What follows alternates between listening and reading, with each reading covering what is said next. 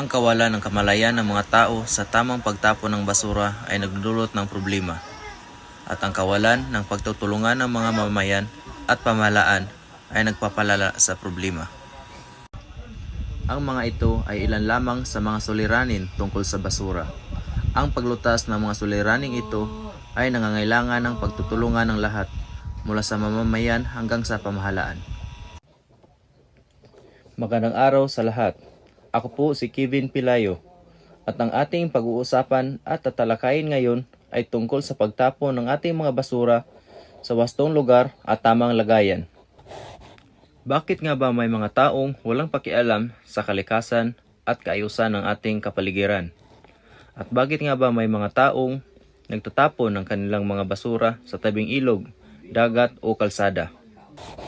Narito ako ngayon upang magbigay solusyon sa isa sa pangunahing problema ng ating bansa, ang mga basura.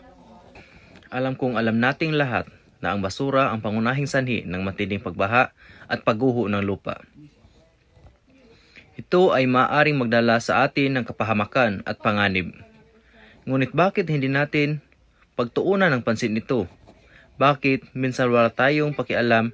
Pues ngayon, dapat na tayong makialam dahil maaari tayong mapahamak sa kahit anong oras.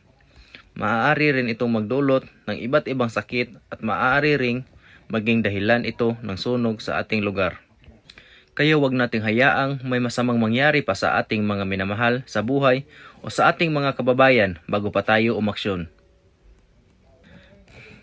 Sa ilalim ng ating batas o Republic Act 903, Ecological Waste, Solid Waste Management Act, Section 48, na kung sino man ang mapatunayang may paglabag sa nabanggit na batas ay maaaring makulong ng 1 hanggang 15 araw at maaaring magmulta ng 300 hanggang 1,000 piso.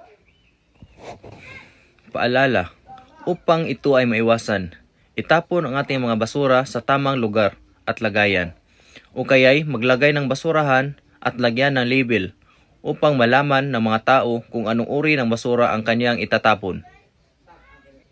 Kung ito ba ay mabubulok at di mabubulok, o kung ito ba ay maaari pang mapakinabangan o recyclable, upang sa gayon ang bawat isa sa atin ay magiging responsable sa ating mga basura. Ika nga, basura ko, itapon ko. Pero hindi kahit saan kundi sa tamang lagayan ng basura. Sana'y lagi nating isipin at tandaan na ang bawat maling pagtapon ng ating mga basura, maaaring buhay mo o buhay ko ang kapalit. Sana'y lagi nating isa puso ang kahalagahan sa wastong pagtapon ng ating mga basura. Maraming salamat po.